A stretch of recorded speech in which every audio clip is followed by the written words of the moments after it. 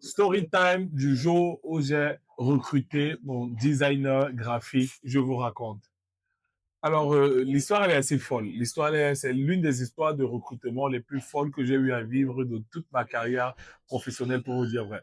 Donc, moi, je venais de prendre poste en tant que directeur marketing et commercial de Casasté, comme vous savez. Il fallait que je forme mon équipe. Donc, j'avais grandement besoin d'un designer graphique. Je recherchais surtout un profil junior, voilà, un profil qui est prêt à apprendre et à grandir à nos côtés. Donc, on a lancé le recrutement. Et puis, le recrutement étant lancé sur les différentes plateformes, on a commencé à recevoir les candidatures. J'ai reçu des candidatures, alors quand je dis des candidatures folles durant ce recrutement, c'était vraiment inédit.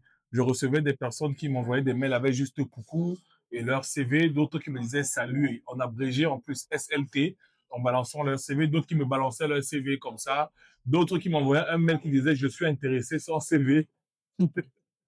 Donc, j'ai vraiment eu de tout. C'est aussi l'occasion pour moi voilà, de rappeler à tous ceux qui vont regarder cette vidéo, c'est important. Quand vous envoyez une candidature, s'il vous plaît, assurez-vous de structurer votre mail. Voilà, c'est très important. Contextualisez même le mail en fonction du poste, le CV pareil en fonction du poste. C'est très, très important de le faire, s'il vous plaît. Voilà, il y a des templates que vous trouvez en ligne partout aussi hein, qui vous facilitent la tâche. Donc, comme je disais, on envoie enfin, je reçois les candidatures et puis je tombe sur la candidature de Chi. Alors, quand je vois sa candidature, elle était d'abord très bien, voilà, formulée en termes de message de mail, mais surtout, il y avait un portfolio. Il faut dire que comme on recherchait un profil junior, on n'avait pas forcément demandé de portfolio, hein, vous savez.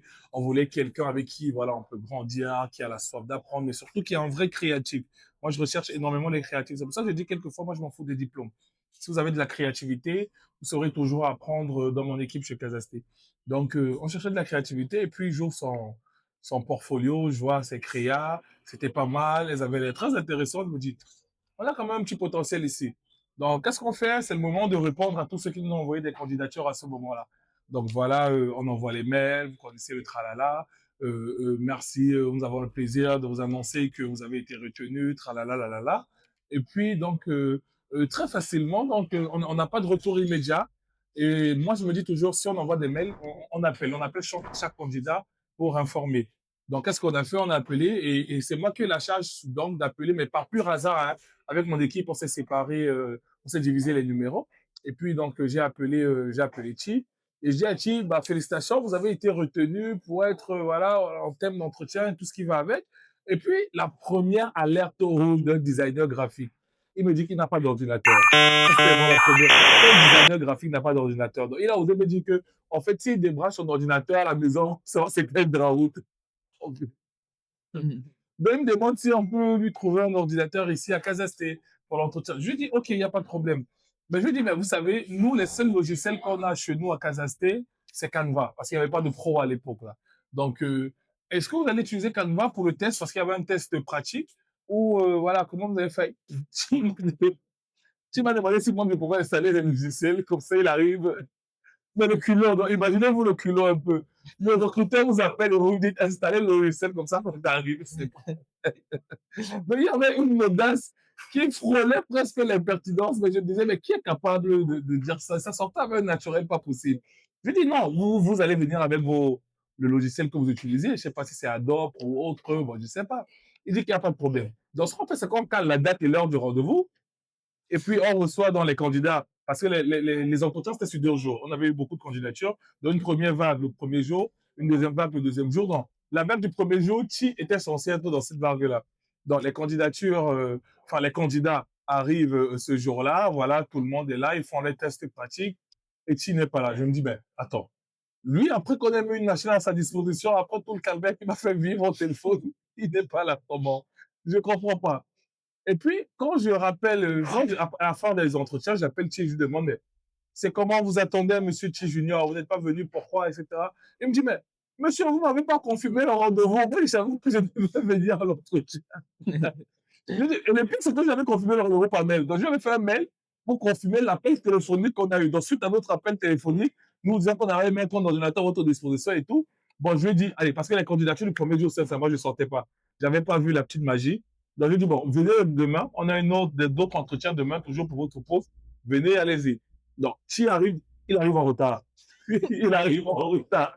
C'est important de préciser qu'il est arrivé très en retard à l'entretien.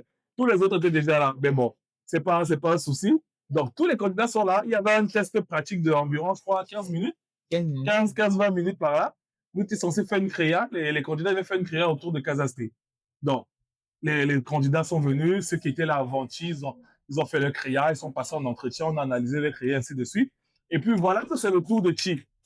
Donc, Chi qui m'a fait vivre un calvaire quand je l'ai annoncé qu'il était pris pour l'entretien. Chi qui est arrivé en retard, presque 30 à 40 minutes après les autres. C'est le tour de voir. Donc, je me suis dit, bon, après tout ce qu'il a fait là, il va m'épater. Après tout le calvaire, il veut quand même un travail. On ne peut pas blaguer avec le recrutement comme ça, il va m'épater. Donc, quand Chi arrive avec son ordinateur, Pascal m'accompagnait pour cet entretien ce jour-là. Chi me donne un carré comme ça, blague. Je me dis, c'est une blague. Il me donne un carré blanc. Je dis, mais pourquoi vous n'avez rien fait? Je dis, mais c'est n'a rien compris. Mais peut-être vous comprenez comment la consigne était claire. On vous a donné une consigne. On vous a donné un brief créatif pour pouvoir produire le visuel. Comment vous n'avez rien compris? C'était vraiment une feuille, un carré blanc. Mais quand je vous dis carré blanc, c'était qu'il y avait l'ordinateur, il y avait un carré blanc, avec rien à l'air, mais vraiment rien. Je crois qu'il avait peut-être mis un trait, un trait au milieu, quelque chose comme ça. Donc, vous comprenez vraiment, c'est difficile de pouvoir recruter quelqu'un de cette base. Mais je pense il avait quelque chose, il y avait quelque chose qui a tout fait basculer. C'est que juste en-dessus de son carré blanc, il avait mis un test. Je me souviens plus de quoi c'était. C'était un slogan. J'ai oublié. Mais c'était court. C'était tellement impactant. Ça veut dire, pour nous qui sommes dans le domaine du marketing et de la com, c'était court, mais tellement impactant que je me suis dit, quelqu'un qui est capable de rédiger ce slogan ne peut pas être idiot. Parce que j'avais vraiment pas été même pas 1% ébloui par toutes les autres candidatures. Et puis, je me suis allé, j'ai regardé son portfolio. J'ai regardé son portfolio, j'ai regardé le test qu'il a écrit et je me suis dit, si c'est lui qui a fait les créas de ce portfolio et que c'est lui qui a écrit ce test, forcément, il y a du talent. Donc, voilà comment j'ai dit à Chi qu'il était retenu pour ce poste en ayant eu 0 au test pratique parce que tout le monde a fait ses créas et le seul qui a donné une feuille blanche. Et aujourd'hui, je suis heureux d'avoir ce petit salaud, comme je l'appelle, dans notre équipe parce qu'il il nous émerveille tous les jours. Ses créas sont exceptionnels à tel point que je ne veux même plus le voir partir, même si des fois, c'est un gros flâneur. Là, il ne veut pas, il vous sort de la merde, hein, entre guillemets, mais ses créas sont exceptionnels.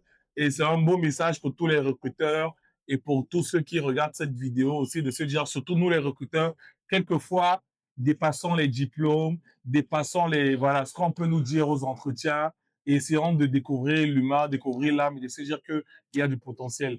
Donc, c'était comment j'ai recruté mon designer graphique de Cadasté, Monsieur Chi Junior. Ok, on voit à l'antenne. Yes, le passage, c'est très story.